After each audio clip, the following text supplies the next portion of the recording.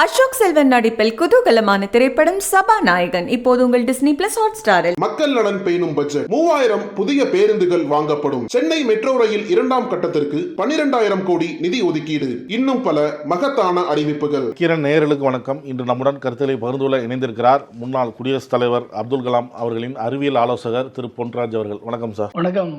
நாடாளுமன்ற தேர்தலுக்கு அனைத்து கட்சிகளும் தீவிரமாக அதற்கான பணிகளில் ஈடுபட்டு இருக்கிறாங்க. குறிப்பாக தமிழகத்திலலாம் திமுக தலைமையிலான கூட்டணி தொகுதி பங்கீடு, முதல் கட்ட பேச்சுவார்த்தை, ரெண்டாவது கட்ட பேச்சுவார்த்தை என அந்த இதில் போயிட்டுருக்குறாங்க. அதிமுக என்ன செய்கிறது அப்படின்னு நீங்கள் உங்கள் பார்வையில் பார்க்குறீங்க? இப்போ நாளையிலேருந்து அதிமுக 40 தொகுதியிலையும் போட்டியிட விரும்புவோர் விருப்பமனு வாங்கிக்கலாம். 40 தொகுதியிலையும் யார் யார் போட்டியிட விரும்புகிறீங்களோ அவங்க தலைமை கழக அலுவலகத்தில் விருப்பமனு வாங்கிக்கலாம்னு அறிவிச்சிட்டாங்க. 40லையும் தனித்து போட்டியிடுதா, இல்லை அதிமுக இன்னும் 10 நாள் போருங்க, திமுக கூட்டணிகள்லாம் இழுபறியாக இருக்குது, பொறுத்திருந்து பாருங்க அப்படின்னு நம்பிக்கையெல்லாம் சொன்னார் எடப்பாடி பழனிசாமி. கூட்டணி கட்சிகள் அதிமுக பக்கம் ஏதாவது வரத்துக்கான வாய்ப்புகள் இருக்கா? அது எப்படி பார்க்குறீங்க? இப்போதைக்கு இந்தியா கூட்டணி திமுக தலைமையில் மிகவும் வலுவாக கட்டமைப்போடு உறுதியாக நிற்கிறார்கள். அதுல எந்த விதமான குழப்பமும் இல்லை. அதிமுக கூட்டணி தான் இப்ப ஏகப்பட்ட சந்தேகங்கள்லாம் இருக்கிறது. அதிமுக தலைமையில் எடப்பாடி அவர்கள் தலைமையில ஒரு அணி அமையுமா, இல்ல அதிமுக தனித்து போட்டிடுமா? இதுதான் உங்களுடைய கேள்வி. 40 தொகுதியிலையும் வேட்புமனு வாங்குவது, அனைத்து தொகுதியிலும் வேட்பு வாங்குவது அதிமுகவினுடைய பழக்கம் தான். இருந்தாலும் கடைசி நேரத்துல அவர்கள் கூட்டணிக்கு ஜெயலலிதா மாதிரி தனிச்சு நின்று தனி செல்வாக்கோட முடிவெடுக்கக்கூடிய சூழலில் இன்றைக்கு எடப்பாடி இல்லை. அவருக்கு இந்த கூட்டணி என்பது முக்கியம். எனவே அவர் அதுக்கான முயற்சி ஒரு பக்கம் ஈடுபட்டு கொண்டே ஒரு நம்பிக்கை கொடுப்பதற்காக, அதிமுக தொண்டர்களிடம் ஒரு நம்பிக்கை விதைப்பதற்காக இந்த மாதிரி எல்லா 40 தொகுதிகளிலுமே வேட்புமனுவை பெற்றிருக்கலாம். அதான் அப்படிதான் நினைக்கிறேன் நான். என்னை பொறுத்த வரைக்கும் இன்றைக்கு நீங்க பாத்தீங்கன்னா பிஜேபி தலைமையில ஒரு கூட்டணி உருவாவதற்கு ஒரு ஒரு மேகங்கள் சூழ்கிறது. அதிமுக எடப்பாடி அவர்கள் தலைமையிலே ஒரு கூட்டணி உருவாவதற்கான ஒரு வாய்ப்பு இருக்கிறது. நாம் தமிழர் தனித்து நிற்கிறது. இதுதான் இன்றைக்கு இருக்கக்கூடிய சூழல். அப்ப இந்த சூழல்ல கூட்டணி கட்சிகளுக்கு யார் பின்னால் போனால் அவர்களுக்கு ஒரு வாக்கு சதவீதம் கிடைக்கும், யார் பின்னால் போனால் அவர்களுக்கு வாய்ப்பு கிடைக்கும், எம்பி ஆகுவதற்கான வாய்ப்பு கிடைக்கும் என்று நம்ம பார்த்தோம்னா, நாம் தமிழர் தனித்து நிற்கிறார்கள். அது ஒன்றும் பிரச்சனை இல்லை. திமுக இந்தியா கூட்டணி திமுக தலைமையில தனித்திருக்கிறார்கள். அதுலயும் எந்த விதமான குழப்பமும் இல்லை. இப்ப அதிமுக பிஜேபி இவங்கதான் குழப்பமே இருக்கிறது. அப்ப இந்த அதிமுக பிஜேபியில பார்க்கும் பொழுது நீங்க 2 விஷயத்தை நம்ம பார்க்கணும். தலைமையில் கூட்டணி என்று கொண்டு வருகிறார். அவரை பொறுத்த வரைக்கும் 2024 தேர்தல் முக்கியம் அல்ல என்று அவர் எப்பொழுதே முடிவெடுத்து விட்டார். 2026 தேர்தல் தான் அவருக்கு முக்கியமாக தெரிகிறது. அவருடைய பேச்சுகளிலும் அவருடைய நடவடிக்கைகளிலும் அவருடைய செயல்களிலும் தெரிகிறது. ஆனால் 2024 நரேந்திர மோடிக்கும் அமித்ஷாவுக்கும் முக்கியம். ஆனா நரேந்திர மோடிக்கும் அமித்ஷாவுக்கும் இருக்கக்கூடிய முக்கியத்துவம் தமிழகத்துல எப்படியாவது ஒரு 10 தொகுதியாவது ஜெயிக்க வேண்டும் என்ற எண்ணத்தில் தான் கதவுகள் திறந்தே இருக்கிறது என்று அமித்ஷா சொன்னார். ஆனால் அதை மூடிவிட்டார். எல்லாருக்கும் தான் சொன்னோம், நாங்க அதிமுக குறிப்பாக இந்த கட்சியை கூப்பிடல, எல்லாருக்கும் நரேந்திர மோடியை தலைமையாக ஏற்றுக்கொண்டு வருகிறார், அனைவருக்கும் அந்த கதவுகள் திறந்து வைத்து ஜெனரலைஸ் பண்ணும். அப்ப அப்படி ஜெனரலைஸ் பண்ணும் பொழுது உங்களுக்கு இந்த ஒரு சுச்சுவேஷன் அங்கேயும் டைலூட் ஆயிருச்சு. அப்ப பொறுத்த வரைக்கும் எந்த விதமான கூட்டணியும் அதிமுகவோடு இருக்கக்கூடாது என்றுதான் நினைக்கிறார் அவர். அப்ப என்னன்னா, அவர் தனி இண்டிவிஜுவாலிட்டி, அதாவது கட்சியை விட தான் பெரியவர் என்ற பிம்பத்தை அவர் கட்டமைத்துக் கொண்டிருக்கிறார். அவருக்குன்னு ஒரு தனி குரூப் உருவாக்கி கொண்டு அதை செய்து கொண்டிருக்கிறார். அப்ப பிஜேபியை விட தான் செல்வாக்கு இருக்கிறது என்ற சூழல்ல அவர் நோக்கி நகர்ந்து கொண்டிருக்கிறார். எனவே அவரோடு பிஜேபியோடு கூட்டணி சேரக்கூடிய யாராக இருந்தாலும், சப்போஸ் நீங்க எடுத்துக்கோங்க, இப்ப ஐஜேகே கட்சியினுடைய பச்சமுத்துவாக இருக்கட்டும், ஏசி சண்முகமாக இருக்கட்டும், இல்ல ஜான் பாண்டியனாக இருக்கட்டும், இல்ல திரு டாக்டர் கிருஷ்ணசாமியாக இருக்கட்டும், யாராக இருந்தாலும் சரி, இவர்கள் அனைவருமே என்ற அந்த ஒரு கட்டமைக்கப்பட்ட பிம்பத்தின் முன்பாக முகவரி இழந்து போவார்கள். இப்ப அவர்களுக்கு தேவை ஒரு சீட்டு என்ற, ஜெயிக்கிறோமோ தோக்குறோமோ, ஆனால் எங்களுக்கு என்று ஒரு முகவரி இல்லை. நாங்கள் சேர்ந்து நாங்கள் எங்களுக்கு இருக்கக்கூடிய ஓரளவுக்கு இருக்கக்கூடிய வாக்கு சதவீதத்தையும் கொடுத்து, இந்த ஓட்டு பிஜேபியால் வந்த ஓட்டு, இது வந்த ஓட்டு, இது கிடைத்த ஓட்டே தவிர இது மோடிக்கோ அமித்ஷாவிற்கோ இல்ல வேற யாருக்கோ கிடைத்த ஓட்டு அல்ல என்று நிரூபிப்பதுதான் பிளான். அப்ப தலைமையிலான பிஜேபியுடன் சேரக்கூடிய யாராக இருந்தாலும், எந்த கட்சியாக இருந்தாலும், தனது முகவரியை இழந்து, தனது செல்வாக்கை இழந்து, தனது வாக்கு சதவீதத்தை, வாக்கு வங்கியை இழந்து அவர்கள் ஒரு அனாதையை போல காட்சியளிப்பார்கள் அதற்கு எலெக்ஷனுக்கு பின்பு. ஏன்னா பிஜேபி எந்த ஓட்டு வாங்கினாலும் அது அந்த ஓட்டு என்றுதான் அது கணக்கிடப்படும். அப்படித்தான் அது கணக்கிடுவார்கள். எனவே அப்படி முகவரி இழக்கக்கூடியவர்கள் தாராளமாக மற்ற காரணங்களுக்காக, மற்ற ஒரு சுயநல காரணங்களுக்காக பிஜேபி செல்வார்கள். ஆனால் பாமகவும் தேமுதிகவும் தமாகவும் திரு வாசன் தலைமையிலான தமாகவும் அப்படிப்பட்ட ஒரு முடிவை எடுக்க தயங்கி கொண்டிருக்கிறார்கள் என்றுதான் நான் தெரிகிறது. என்று சொன்னால் எப்படியாவது இவர்கள் இருவரையும் இணைத்து விடலாம் என்று திரு ஜி.கே. வாசன் அவர்கள் முயற்சி எடுத்துக் கொண்டிருக்கிறார். அதிமுகவையும் பிஜேபியையும். கண்டிப்பா அது வரை அது நடக்காது. அது அங்க நடக்காது. இங்க எடப்பாடி வரை எடப்பாடி பிஜேபி கிட்ட போக மாட்டார். அதான் இன்னைக்கு சூத்திரம். அவர் எடப்பாடிக்கு வந்து வேணாமே வெளியே மோடியும் அமித்ஷாவும் வேணாம் என்று அவர் என்றைக்கும் சொன்னதில்லை. அவர் 2024 எங்கே நம்ம முதல்வர் பதவிக்கு எதிராக வந்து விடுவார்களோ என்ற ஒரு அச்ச உணர்வு தான் அவருக்கு. அவரை பொறுத்த வரைக்கும், எடப்பாடியை பொறுத்த வரைக்கும் 2026, பொறுத்த வரைக்கும் 2026, இவங்க 2 பேருக்குமே 2024 மோடியை பற்றிய கவலையே கிடையாது. எனவே அதிமுகவை பொறுத்தவரை எடப்பாடி தலைமையிலே இன்றைக்கு அதிமுக ஒரு வலுவான கட்சியாக மாறி இருக்கிறது. என்னதான் இருந்தாலும் அதிமுக தொண்டர்கள் என்றைக்குமே விலை போக மாட்டார்கள். அதிமுக தொண்டர்கள் எப்பொழுதுமே இரட்டை இலை யாரிடம் இருக்கிறதோ அவரிடம்தான் அவர்கள் இருப்பார்கள். அது கிரவுண்ட் லெவல்ல, கிராமத்து லெவல்ல அதிமுக தொண்டர்கள், எம்ஜிஆர் உருவாக்கிய தொண்டர்கள், ஜெயலலிதா கட்டி காத்த தொண்டர்கள், என்றைக்கும் அதிமுக என்ற கட்சி இரட்டலை யாரிடம் இருக்கிறதோ அவரிடம் தான் இருப்பார்கள். எனவே சூட்சுமம் வந்து ரெட்டலை தான். அந்த ரெட்டலை எடப்பாடியிடம் இருக்கும் வரை அதிமுகவுடைய மிக பெரும்பான்மையான வாக்கு வங்கி எடப்பாடியிடம் தான் இருக்கும். அது இன்னைக்கு இருக்கக்கூடிய மொத்தமா இருக்கக்கூடிய ஒரு 25% வாக்கு வங்கி அதிமுகவுடைய வாக்கு வங்கி 25% வச்சுக்கோங்க.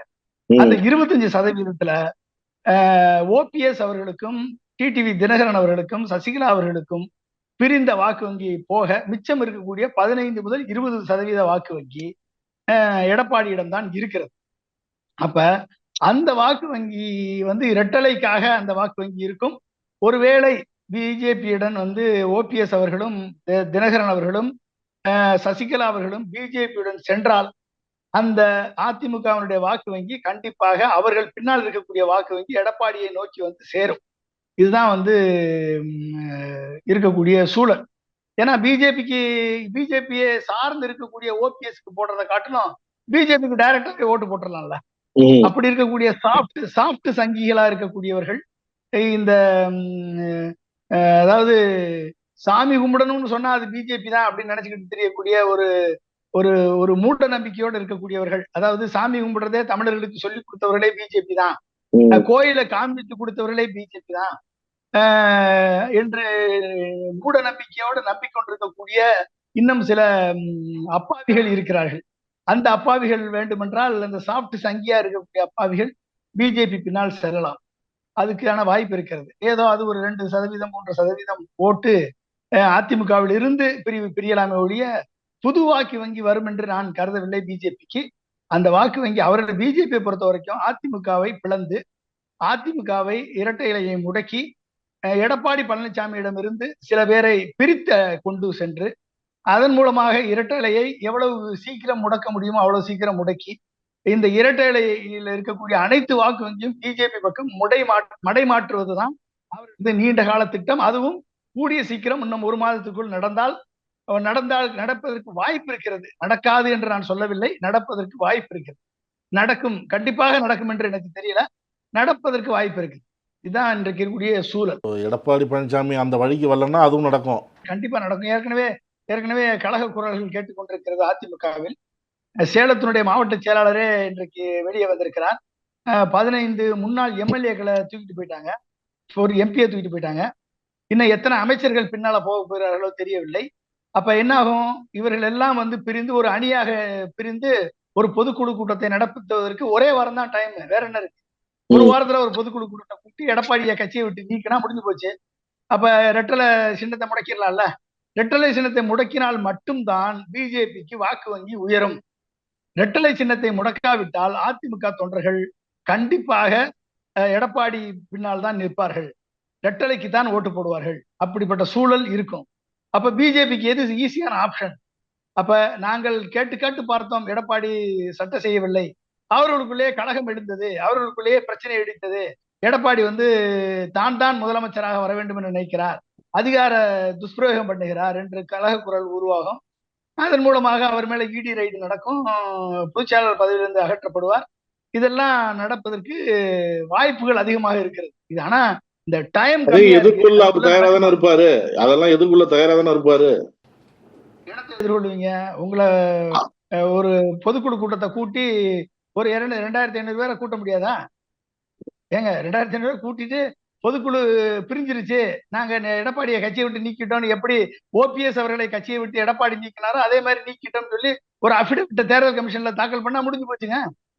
எவ்வளவு நேரம் ஆகும் சொல்லுங்க? இந்த பணம் இல்லையா? அதாவது இப்ப நீங்க வந்து எப்படியாவது ஒரு 10 சீட்டு வந்து ஜெயிக்க வேண்டும் என்ற எண்ணத்தை பில்டப் பண்றாங்க. எடப்பாடிக்கு ஒத்து வர மாட்டாரு, எடப்பாடி நமக்கு ஒத்து வர மாட்டாரு என்ற நிலைப்பாட்டுக்கு வந்து விட்டது. மோடியும் அமித்ஷாவும் ஒரு கையும் எடப்பாடி பக்கத்துல ஒரு கையும், 2 கையையும் காமிச்சிட்டு இருக்காங்க. இதுல யாரு கையை தூக்குவாங்க யாரு கையை விடுவாங்கன்னு தெரியாது நம்மளுக்கு. அவர்களை பொறுத்த வரைக்கும் பிஜேபி மட்டும்தான் ஜெயிக்க வேண்டும். அவர்களை பொறுத்த வரைக்கும் அதிமுக எக்கேடுகட்டு போனாலும் அவர்களுக்கு கவலை இல்லை. அவர்கள் எடப்பாடி எக்கேடுகட்டு போனாலும் கவலை இல்லை. இரட்டை இலை ஒழிக்க வேண்டும், இரட்டை இலை முடக்க வேண்டும். இதெல்லாம் நடந்து பிஜேபி ஒரு சக்தியாக உருவெடுக்க வேண்டும். இது அவங்களுடைய அல்டிமேட் அப்ஜெக்டிவ். அந்த அப்ஜெக்டிவ் இந்த 2024 தேர்தலிலே நடக்கும் என்றால் அதை செய்வதற்கு அவர்கள் ஏன் தயக்கம் காட்ட வேண்டும்? உடனே பண்ணிடலாமே. ஜஸ்ட் 1 வீக்ல எல்லா வேலையும் முடிச்சிடலாமே. ஒரே வாரம் தானே. இப்போ எடப்பாடி பழனிசாமி எதுக்கும் ஒத்து வரலன்னா அதுக்கான பணிகள் நடந்துகிட்டு இருக்குன்னு சொல்ல வரீங்க. எந்த நேரத்துலயும் அது நடக்கலாம். கண்டிப்பா பேக்ரவுண்ட் ஒர்க் நடந்துகிட்டு இருக்கு. அது எவ்வளவு குயிக்கா எடப்பாடி கட்சியை காப்பாற்றிக் கொள்ள வேண்டும் என்ற சூழலில், இக்கட்டான சூழலில் தான் இருக்காரு. அது எந்த நேரமும் நடக்கலாம். எடப்பாடி கொஞ்சம் ஜாக்கிரதையா இருப்பது நல்லது. ஏன்னா இரட்டை இலை முடக்கப்பட்டு விட்டால் எடப்பாடியினுடைய செல்வாக்கு அங்கிருந்து பாதி பேரை அது பிஜேபிக்கு தூக்கிடலாம். இல்லைன்னா பாதி பேர் அப்படியே ஓபிஎஸ் அணிக்கு போய் ஓபிஎஸ்க்கு இரட்டலையை கொடுக்கலாம், ஓபிஎஸ் அணி வலுப்படுத்தலாம். அந்த ஒரு வாய்ப்பு இருக்கு. அப்படி இல்லை, அது எதுக்கு ஓபிஎஸ் போய் வலுப்படுத்திக்கிட்டு தேவையில்லாம அப்படின்னா எல்லாத்தையும் பிஜேபியில இணைத்திடலாம். அப்ப உங்களுக்கு வந்து பணம் தானே இங்க முக்கியம். நீங்க வந்து இப்ப கிட்டத்தட்ட 4000 கோடியை இறக்குறதா தகவல் வந்திருக்கு. ஒரு தொகுதிக்கு 100 கோடி பிஜேபி இறக்கி அந்த 100 கோடி மூலமாக இந்த 2024, 26 இந்த 2 தேர்தலிலும் குறிப்பிடத்தக்க அளவு சீட்டுகளை வென்றாக வேண்டும், எதிர்கட்சியாக கூட வர வேண்டும் என்ற நிலைப்பாட்டை அவர்கள் எடுத்து விட்டார்கள். எனவே பணம் என்பது பிஜேபிக்கு ஒரு பிரச்சனை இல்லை. அவர்கள் பணத்தை கொண்டு இறக்குனா ஏடிஎம்கேல இருக்கக்கூடிய பாதி பேர் பணத்தை பார்த்தவன ஓடி போயிருவாங்கல்ல. பணம் தானே முக்கியம். இங்க எடப்பாடிக்கு எதுக்கு போனாங்க? பணத்திற்காக தானே போனாங்க. எடப்பாடி பின்னால கொள்கைக்காக போனாங்களா? இல்ல அவர் சொன்னாரு திராவிட கொள்கையை பத்தி ஆராய்ச்சி பண்ணணும்னாருல அவரு. திராவிடம்னா என்னன்றது ஆராய்ச்சி பண்ணணும், அதை பத்தி நம்மளுக்கு ஒண்ணும் தெரியாது அப்படின்னாரு எடப்பாடி. இப்ப திராவிட கொள்கையை ஃபாலோ பண்றாரு, எம்ஜிஆருடைய கொள்கையை ஃபாலோ பண்றாரு, ஜெயலலிதாவின் கொள்கையை ஃபாலோ பண்றாருன்னு ஏதாவது அவரு தெரிஞ்சா போனாரு? அப்படி இல்லையே. பிஜேபி பணத்தை இறக்குது அப்படின்னு சொல்றீங்க. தொகுதிக்கு 100 கோடி கூட இறக்கும், அதுக்கான தயார் பணி எல்லாம் இருக்கிறாங்கன்னு சொல்றீங்க. அவ்வளோ பணம் இறக்கும்போது நீலகிரியில் போட்டிடுவேன் அப்படின்னு சொல்லி அங்கே வேலை பார்த்தாரு எல் முருகன். அப்புறம் ஏன் அவர் வந்து இப்போ போட்டியிடல அப்படின்னு சொல்லிட்டு ஏன் இப்போ வந்து ராஜ்யசபாவிலேருந்து தேர்ந்தெடுக்கப்படுறார் அப்படின்னு ஒரு செய்தி வருது. பாஜக மாநில தலைவர் வந்து கோயம்புத்தூரில் போட்டிடுவார் அப்படின்லாம் பேசப்பட்டது. இப்போ அவரும் போட்டியிடல. இவ்வளோ ரூபா செலவு பண்ணுறாங்க, இரட்டைலையை முடக்கிறாங்க, அப்படிலாம் ஒரு இது வந்துச்சுன்னா அவங்க போட்டியிடலாமே. இல்ல, இந்த நம்பிக்கை எல்முருகனுக்கு இல்லையோ என்னமோ. இதெல்லாம் சொல்றாங்க, இதெல்லாம் செய்வாங்களா? நம்பிக்கை இல்ல. எல்முருகனை தோக்கடிச்சுட்டா தனக்கு ஆப்போசிட்டா ஒருத்தர் லீடர் வரக்கூடாது என்பதில் தெளிவா இருக்காரு. அப்ப எல்முருகனுக்கு தான் இன்னைக்கு வந்து மதிப்பு. எல்முருகனுக்கு தான் எந்த ஒரு அரசு நிகழ்ச்சி நடந்தாலும் எல்முருகனை தான் பக்கத்துல கூட்டு உட்கார வச்சிருக்காங்க. எல்முருகன் வீட்டுக்கு தான் பொங்கலுக்கு போறாரு பிரைம் மினிஸ்டர். அப்ப இவரு இவரை எப்படி ஜெயிக்க விடுறது? அப்ப வந்து அப்படின்ற சூழல்ல கிரவுண்ட் உள்ளடி வேலை பார்த்துருவாரு மேல நம்பிக்கை இல்லாம தான் எல்முருகன் ஓடி போயிட்டாரு. எனக்கு ராஜ்யசபா கொடுத்துருங்க, நான் பேசாம சேஃபா போய் உட்காந்துக்கிறேன்னு எல்முருகன் தப்பிச்சு ஓடி போயிட்டாரு. நம்பி வந்து இறங்க முடியாது இல்லைங்க. ஒரு அவருக்கு நிகராக ஒரு தலைவர் வருவதை அவர் என்றைக்குமே விரும்பவில்லை என்பது நம்ம ஆடியோ வீடியோ போட்டு எல்லாத்தையும் காலி பண்ணவர் தான். அதனால வந்து இன்னைக்கு மூத்த தலைவர் அனைவருமே இன்னைக்கு ஓரம் கட்டி வைத்திருக்கிறார். எனவே மூத்த தலைவர்கள் பேச்சை கேட்கறது இல்லை, செய்யறது இல்லை, பேசுறதெல்லாம் பொய். சோ அப்ப இப்படிப்பட்ட ஒரு தலைவரை நம்பி யாரு இறங்குவா, களத்துல இறங்குவா? அதனாலதான் எல்முருகன் ஓடிட்டாரு. பாஜக தேசிய தலைவர்கள் எடுத்துக்கொண்டோம்னா மோடி, அமித்ஷா, ராஜ்நாத் சிங் இப்படிலாம் நிறைய பேர் இருக்கிறாங்க. அவங்க வந்து களத்தில் போட்டியிடுறாங்க. அப்படி போட்டியிடும்போது தான் அந்தந்த தொகுதியில் அவங்களுக்கான அந்த தொண்டர்கள் வந்து அவங்கள ஒரு உற்சாகப்படுத்த முடியும், நம்பிக்கை வரும். அப்படிங்கும்போது இங்கே வந்து ஒரு மாநில தலைவராக இருக்கவர் வந்து போட்டி இல்லை அப்படின்னா தொண்டர்கள் எப்படி கட்சி மேலே நம்பிக்கையும் கட்சி எப்படி வளரும் அப்படி நம்புவாங்க? நீங்க நல்லா புரிஞ்சுக்கணுங்க. பொறுத்த வரைக்கும் மோடி பிரதமர் ஆவது அவருக்கு லீஸ்ட் பாதர்டு. புரிஞ்சுக்கிட்டீங்களா? மோடி பிரதமர் ஆவது முக்கியம் இல்ல, யார் வேணாலும் பிரதமர் ஆகட்டும். ஓகே, அமித்ஷா வருவது முக்கியம் இல்ல. பொறுத்த வரைக்கும் 2026ல அவர் முதலமைச்சர் கேண்டிடேட்டா வரணும். இல்லைன்னா அவர் ஒரு தனி கட்சி தொடங்கி தனியா வந்து தமிழக அரசியல்ல களம் பதிக்கணும். அதுக்கு தன்னைத்தானே வளர்த்துக் கொள்வதற்கு மட்டும்தான் இவருடைய பிளான். இப்ப வந்து அவர் எப்படி வந்து எம்பியா போய் நிப்பாரு? சோ எம்பியா நிற்பதா என்பது, ஏன்னா அவருக்கே நம்பிக்கை இல்லை பிஜேபி ஜெயிக்குமா, 200 தாண்டுமா, 250 டச் பண்ண முடியுமா என்டிஏ கூட்டணி என்ற நம்பிக்கை இல்லை. அவர்கள் பேசுவது எல்லாமே இவிஎம்ஐ நம்பி மட்டும்தான். எனவே வந்து இது நடக்குமா நடக்காதா? இன்றைக்கு விவசாயிகள் கிளர்ந்தெழுந்து இன்றைக்கு போராடி கொண்டிருக்கிறார்கள். இன்றைக்கு இளைஞர்களும் மாணவர்களும் கிளர்ந்தெழுந்து இவிஎம்க்கு எதிராக போராடி கொண்டிருக்கிறார்கள்.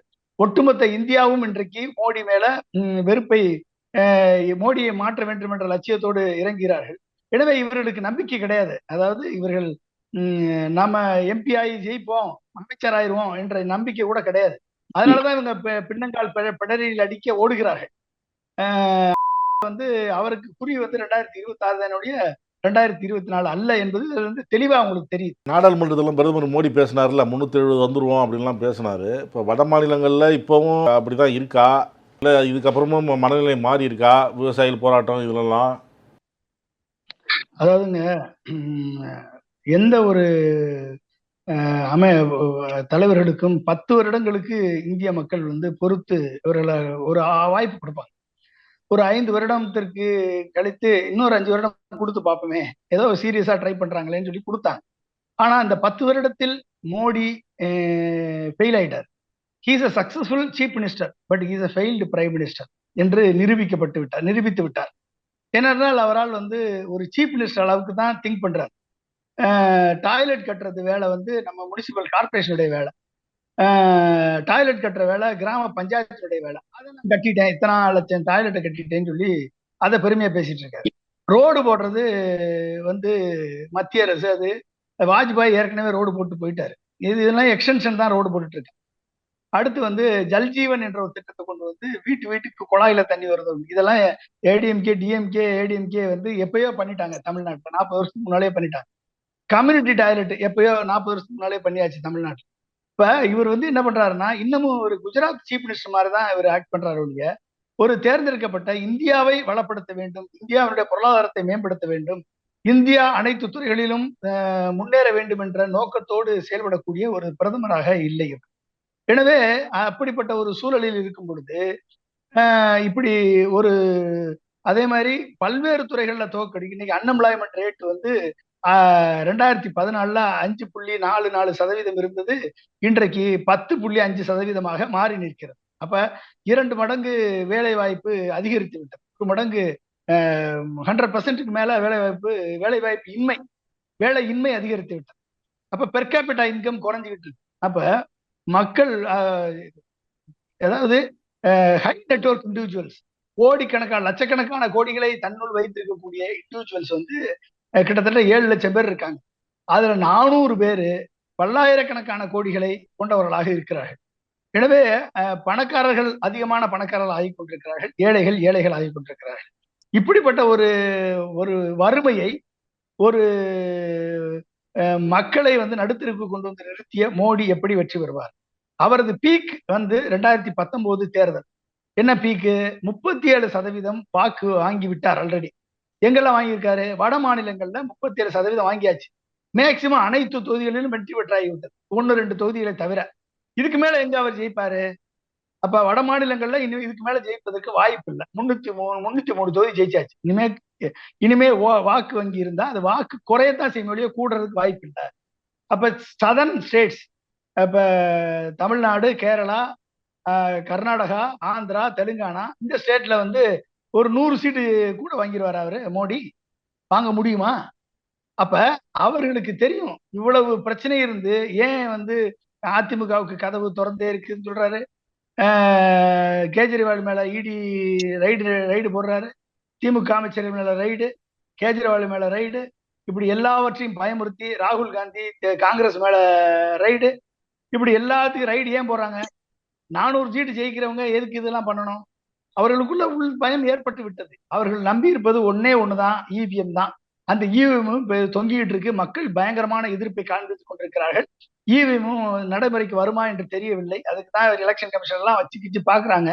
இந்த இவிஎம் கண்டிப்பாக ஒழிக்கப்பட வேண்டும். யாருக்கு வாக்களிச்சோம் என்பதை உறுதிப்படுத்தும் வகையில் ஒப்புகை சீட்டையும் சேர்த்து ஈக்குவல் பண்ணி செய்யணும் எண்ணணும் அப்படின்னு திருமாவளவன் சொல்றாரு. இந்த இவிஎம் வந்து நம்ம ஒரே ஒரு கவுண்ட்ல தான் பிலீவ் பண்ண முடியும். என்ன கவுண்ட் அப்படின்னா, நம்ம இவங்க இப்ப வந்து இவிஎம்ல வந்து ஒரு விவிபேட் இருக்கு. விவிபேட் வந்து 17,30,000 விவிபேட் இருக்கு. மொத்தமே நம்ம வாக்குச்சாவடி 10 லட்சத்து 12 லட்சம் வாக்குச்சாவடி தான் இருக்கு. அப்ப விவிஎம் வந்து அனைத்து தொகுதிகளிலையும் அனைத்து பூத்துகள்லையும் இவிஎம் போட முடியும். சரிங்களா? ஒத்துக்கணும். சரி, விவிபேட் வச்சிருக்கீங்க. விவிபேட்ல தெர்மல் பிரிண்டர் வச்சிருக்காங்க. அது வந்து லேசர் பிரிண்ட் அவுட் இருக்கும். ஓகே, லேசர் பிரிண்ட் அவுட் 5 வருஷத்துக்கு மை அழியாம இருக்கும். ஓகே. ரெண்டாவது, இந்த விவிபேட்ல நம்ம எந்த சின்னத்துக்கு ஓட்டு போடுறோமோ அந்த சின்னத்துல இருந்து தான் பிரிண்ட் அவுட் வரணும். அது நமக்கு தெரிஞ்சிடும். பிரிண்ட் அவுட் வந்துச்சுன்னா நம்மளுக்கு எந்த சின்னத்துக்கு ஓட்டு போட்டோம்ன்ற சின்னம் தெரிஞ்சிடும். அந்த பிரிண்ட் அவுட்டை எடுத்து நம்ம தனியா வச்சிருக்க பேலட் பாக்ஸ்க்குள்ள போடணும். அதைத்தான் எண்ணணும். அப்படின்னா மட்டும்தான் நம்ம இவிஎம் நம்ப முடியும். EVM can be used as only a device to facilitate the voting process faster. அவ்வளவுதான். ஆனால் இது கரெக்டான ஓட்டு கவுண்ட் அதை நம்பினோம்னா அங்க வந்து வேலை நடக்காது. அது சாஃப்ட்வேர் கோட மாற்ற முடியும், இவிஎம் வந்து மேனிபுலேட் பண்ண முடியும், சாஃப்ட்வேர் கோட சேஞ்ச் பண்ண முடியும். ரிப்பேர் வந்து 6.5 லட்சம் machine, EVM machine, VVPAT machine ரிப்பேர்னு சொல்லியிருக்காங்க. அந்த 6.5 லட்சம் மிஷின்லையும் சாஃப்ட்வேர் கோட மாத்தி இவங்க ஏற்கனவே 303 பிஜேபி, 358 என்டிஏ, இந்த மிச்சம் இருக்கக்கூடிய 53 என்டிஏ, மிச்சம் வந்து 47 தொகுதியை மட்டும் ஐடென்டிஃபை பண்ணி அந்த 47 தொகுதியில பிஜேபி வாக்கு சதவீதம் 10% கம்மியா இருக்க தொகுதி மட்டும் ஐடென்டிஃபை பண்ணிட்டா யாருக்குமே எந்த சந்தேகமும் வராதபடி 400 சீட்டு பிஜேபி ஜெயிக்கும். ஏன்னா 400 சீட்லையும் டிப்ளாய் பண்ணக்கூடிய அனைத்து இவிஎம் மிஷின்லையும் சாஃப்ட்வேர் கூட சேஞ்ச் பண்ணி கவுண்ட் போல் ஆகிற ஓட்டுல இத்தனை பெர்சென்ட் பிஜேபிக்கு வரணும்னு சொல்லி செட் பண்ணிட்டோம்னா அத்தனை பெர்சென்ட் ஓட்டு ஜெயிச்சிரும், வந்துடும். அவர்கள் அனைத்து தொகுதிகளையும் 400 தொகுதியிலையும் கண்டிப்பாக ஜெயிப்பார்கள். அதுக்கு தான் வந்து பெல்லுல இவிஎம் உற்பத்தி செய்யக்கூடிய பெல்லுல 5 டைரக்டர் பிஜேபி டைரக்டரா போட்டிருக்கு. அப்பதான் இவங்க சொன்னபடி மேனிபுலேட் பண்ண முடியும். எலெக்ஷன் கமிஷனுடைய சீஃப் எலெக்ஷன் கமிஷனர் தேர்ந்தெடுக்கக்கூடிய குழுவுல இருக்கக்கூடிய எதிர்கட்சி சுப்ரீம் கோர்ட்டினுடைய சீஃப் ஜஸ்டிஸை நீக்கிட்டு இவருடைய ஓன் மினிஸ்டரை அப்பாயின்ட் பண்ணியிருக்காங்க. இந்த வேலை நடந்திருக்கு. 6.5 லட்சம் மிஷின் வந்து ஃபால்ட்டின்னு எலெக்ஷன் கமிஷன் அனௌன்ஸ் பண்ணியிருக்காங்க. 3.25 லட்சம் தான் ஃபால்ட்டின்னு சொல்றாங்க இப்ப. ஆனா 6.5 லட்சம் மிஷின் ஃபால்ட்டியா இருக்கு. ஸோ இதை வைத்து 400 தொகுதிகளை ஏற்கனவே அமித்ஷா அவருடைய டீம் ஐடென்டிஃபை பண்ணிட்டாங்க. இது நான் இவிஎம் அலோவ் பண்ணோம்னா இவிஎம் மூலமா கவுண்ட் பண்ணக்கூடாது. இவிஎம் மூலமா அலோவ் பண்ணா விவிபேட் மூலமா நான் சொன்ன மெத்தட்ல பண்ணால் மட்டும்தான் நியாயம் அங்க கிடைக்கும், ஜனநாயகம் தலைக்கும். இல்லைன்னா வந்து கண்டிப்பாக மோடி வெற்றி பெறுவார். மீண்டும் ஒரு மோசமான ஒரு ஆட்சி நமக்கு கிடைக்கும். உங்க எதிர்கால மக்களது எதிர்கால சந்ததி மிகவும் நம்ம எதிர்காலத்தை ஒரு மிகவும் சிக்கலான சூழலில் அடகு வைப்பதற்கு மக்கள் தயாராகிறோம். மக்கள் நீதி மையத்துடன் மிகவும் நெருக்கமாக இருந்தவர் நீங்கள். இப்ப கமல் என்ன முடிவு? காங்கிரஸ் கட்சியின் சின்னத்தில் நிற்க போவதாக சொல்றாங்க. கமலை பொறுத்த வரைக்கும் மோடி